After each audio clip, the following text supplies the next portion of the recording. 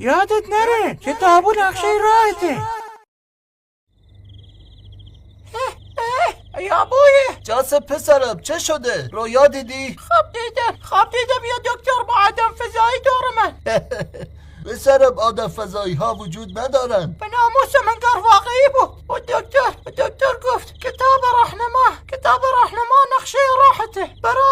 برای چه؟ برای رهایی از ماتریکس. نمیدونم چی. ماتریکس دیگر چه سوس شعریست؟ نمیدونم. چقدر به تو گفتم هنگام خواب نخود چرخ شده پخته نخور، سنگین میشوی، رویای بد میبینی. دیگر خبری از این غذای بادآور نیست. اما یابا امیر که گفتم.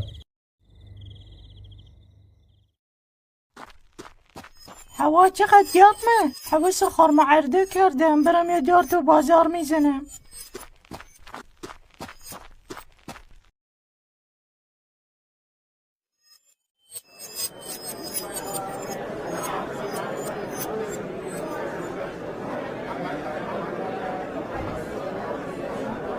ای مردم، ارزش شما بیشتر از این هاست. حاکم شما را گمراه می کند. تنها راه نجات شما این کتاب است.